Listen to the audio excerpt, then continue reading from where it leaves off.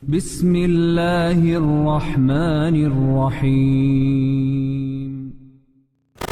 Assalamualaikum warahmatullahi wabarakatuh. Amru bin Luhai, hafal nama itu. Amru bin Luhai. Nama ini luar biasa ini.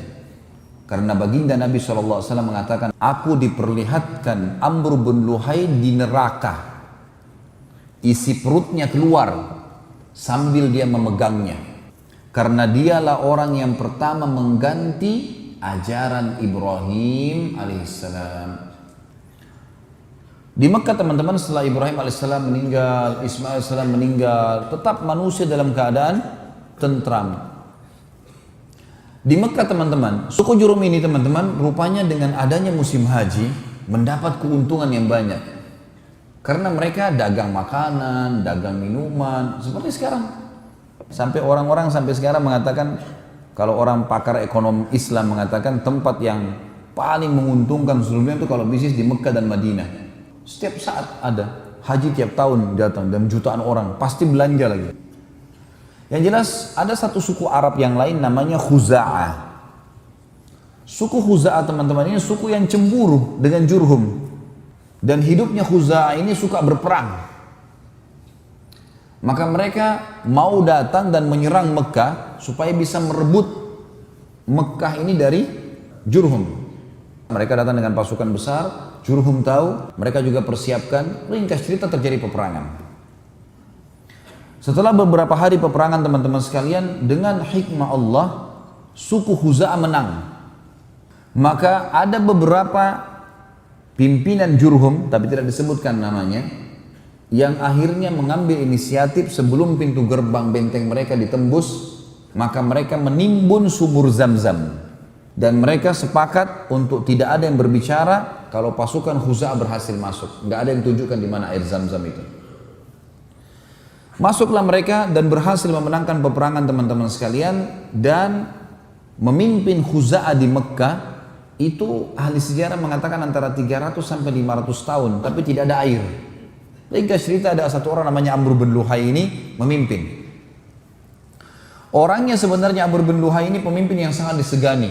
Karena secara fisik orangnya tinggi besar, orangnya kuat, dan dia punya sifat dasarnya orang-orang Arab pada saat itu adalah karam. Karam itu dermawan, suka memberi makan orang, suka membantu orang, sampai-sampai dia dengan hartanya sendiri biasa memberikan makan seluruh jemaah haji yang datang pada saat itu. Perilakunya si Amru bin Luhai. Cuma dia bukan orang yang mengikuti ajarannya Ibrahim alaihissalam. Suku yang lain dari luar datang merebut Mekah.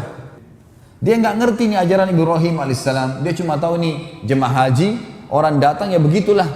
Kemudian dia menggunakan dengan sukunya kesempatan untuk berdagang juga pada saat itu. Amru bin Luhai ini teman-teman sekalian, pada saat dia memimpin, dia mengeluarkan beberapa keputusan yang akhirnya mengubah ajaran Ibrahim alaihissalam. Yang pertama adalah dia memasukkan berhala ke Jazirah Arab. Ceritanya, suatu hari Amru bin Luhai ini pergi ke negeri Syam. Negeri Syam tadi saya bilang Lebanon, Syria, Yordania dan Palestina. 4 negara dulu namanya Syam. Dia melihat ada orang di sana namanya suku Amalik. Suku ini lagi nyembah-nyembah berhala. Lalu Amru berkata, apa yang kalian buat? Kata suku ini, patung ini mendekatkan kami kepada Allah. Dan kalau kami butuh apa-apa, kami minta kepada patung ini. Patung ini menurunkan hujan buat kami, menyembuhkan penyakit kami, memberikan keturunan buat kami, dan seterusnya. Amru bin Luhai tertarik dengan itu. Lalu dia bilang, kami di Mekah tidak punya air. Maka dia bilang, saya akan beli beberapa patung, saya bawa ke Mekah. Siapa tahu patung ini nanti bisa mendatangkan air buat kami.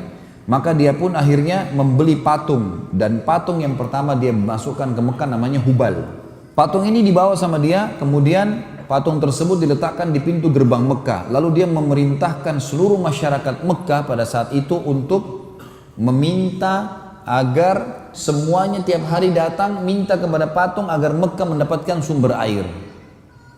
Karena dia seorang raja yang disegani pada saat itu dan sudah cukup lama ajaran Ibrahim dan Ismail salam berlalu, maka orang-orang pun mengikutinya. Maka yang terjadi teman-teman sekalian, Semua orang Mekah pada saat itu mulai menyembah Hubal. Pada saat itu masyarakat Mekah masih mengenal Allah, tahu haji ini, rumah ini punyanya Allah. Tapi mereka dalam arti kata ibadahnya ini masih dicampur baur dengan kemusyrikan. Berjalan beberapa waktu, Amr bin Luhai mengeluarkan instruksi setiap suku di Mekah harus buat patung sendiri. Kemudian meletakkan di depan sukunya. Pada saat itu tersebarlah banyak patung teman-teman sekalian, di antaranya yang terkenal adalah patung Hubal tadi disembah oleh seluruh masyarakat Mekah. Kemudian ada patung Wud. Patung Wud ini yang paling banyak disembah oleh suku Kalb. Kemudian ada Suwa' yang disembah oleh suku Hudzail, ada Yaguth yang disembah oleh suku Tai. Kemudian ada Ya'uq disembah oleh wilayah Hamazan. Kemudian Yathar disembah oleh penduduk negeri Yaman. Jadi awalnya di Mekah dulu nih, Hubal tadi kan, satu masyarakat Mekah. Lalu seluruh suku disuruh buat patung. Nah pada saat musim haji, mereka lihat orang-orang Mekah sembah patung. Jemaah hajinya terpengaruh. Kenapa kalian buat ini? Oh ini menurunkan hujan buat kami, ini menyembuhkan kami, ini begini. Orang-orang Mekah yang sebarin dari Amr bin Luhai ini. Kemudian Amr bin Luhai keluarkan instruksi lagi untuk semua penduduk Mekah menjadikan buat patung ini adalah sumber pendapatan. Maka jadilah hampir satu Mekah ahli buat patung. Dijual kepada jemaah haji, mereka bawa pulang ke kampungnya masing-masing. Dan ini semua patung-patung yang saya sebutkan namanya tadi, yang oleh baginda Nabi SAW semua dihancurkan di pembebasan kota Mekah. Dimulai dari Hubal yang besar di depan pintu gerbang Mekah. Dan yang paling aneh sekali adalah patung yang disuruh sembah oleh Amr bin Luhai yang dia tidak tahu kisahnya. Namanya patung Isaf dan Nailah.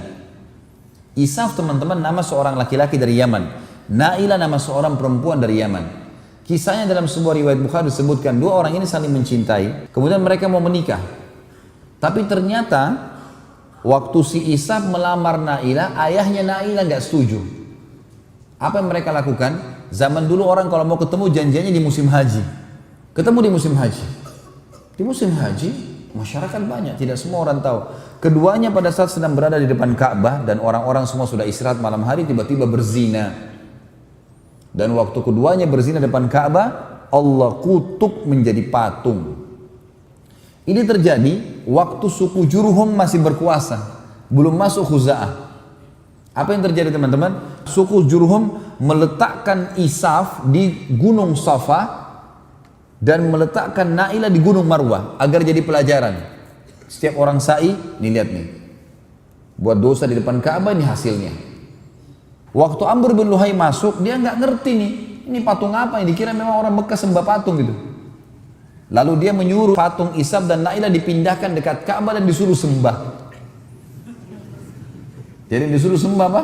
Manusia yang dikutuk oleh Allah karena berzina. Baik teman-teman sekalian, selanjutnya yang dikerjakan oleh Amr bin Luhai adalah mengubah talbiyah. Mengubah talbiyah ini, talbiyah yang masyhur di zaman Ibrahim alaihissalam adalah talbiyah yang disyariatkan dalam syariat Nabi Muhammad alaihi wassalatu wassalam. Labbaik Allahumma labbaik, labbaik la syarika laka labbaik, innal hamda wan ni'mata laka wal mulk la syarika lak. Artinya, aku menjawab panggilanmu ya Allah, aku menjawab panggilanmu dengan santun ya Allah. Aku menjawab panggilanmu dengan santun dan tidak ada sekutu bagimu. Sesungguhnya segala puji-pujian dan nikmat serta kerajaan hanya milikmu dan tidak ada sekutu bagimu. Sampai sini adalah talbiyah yang masyru', talbiyah yang dianjurkan. Amr bin Luhai datangkan kalimat terakhir ditambahkan illa syarikan huwa lak tamlikuhu wa ma malak.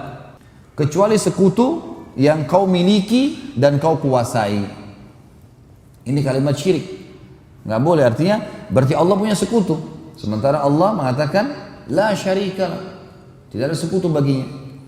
Amr bin Luhai lalu menetapkan syariat bagi masyarakat Mekah yang ia karang sendiri, keluar dari ajaran Nabi Ibrahim alaihi salatu wassalam, yaitu pensakralan hewan tertentu. Bahira, Sa'ibah, Wasilah dan Ham. Allah yang maha tinggi dan maha mulia menceritakan kasus dalam surah Al-Ma'idah.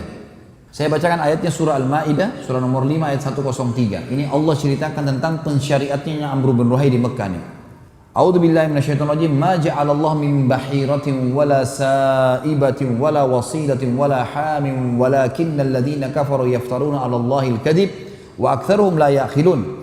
Allah sekali-kali tidak pernah mensyariatkan bahira, sa'ibah, wasilah dan ham Akan tetapi orang-orang kafir membuat-buat kedustaan terhadap Allah dan kebanyakan mereka tidak mengerti. Maksudnya orang kafir adalah Amr bin Luhai yang akhirnya disyariatkan di Mekah.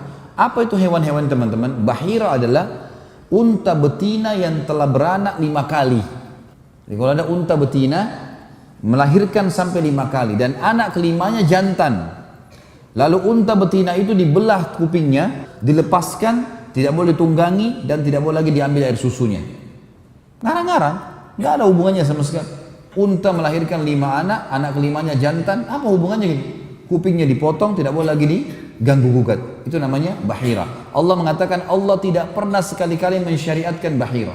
Nggak ada hubungannya. Kemudian dikatakan wasilah atau saibah. Bahiratun wala saibah. Saibah adalah unta betina yang dibiarkan pergi kemana saja karena suatu nazar. Seperti jika seorang Arab jahiliyah akan melakukan sesuatu atau perjalanan yang berat, maka ia bernazar akan menjadikan untanya saibah bila maksud atau perjalanannya berhasil dengan selamat.